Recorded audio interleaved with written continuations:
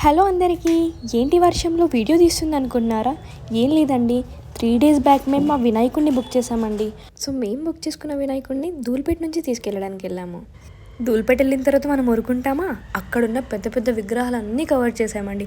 Almost అన్నీ చూసేసాం. ఈసారి విగ్రహాలు చాలా బాగున్నాయి. మీలో ఎంతమంది అయోధ్య రాముడి రూపంలో ఉన్న గణేష్ విగ్రహాన్ని చూశారు?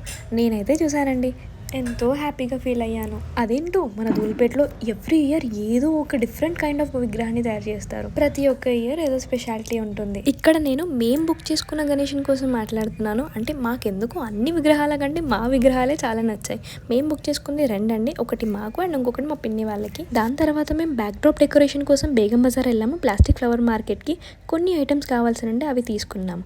థ్యాంక్ గాడ్ వర్క్స్ అన్నీ కంప్లీట్ అయిపోయాక వర్షం పడింది. నేనైతే ఫుల్ తడిచిపోయాను. ఇంటికి వచ్చేసి ఫ్రెష్ అయ్యి వర్క్స్ అన్ని స్టార్ట్ చేసేసాము. ఫుల్ వీడియో అప్లోడ్ చేస్తాను, చూసి లైక్ చేయండి.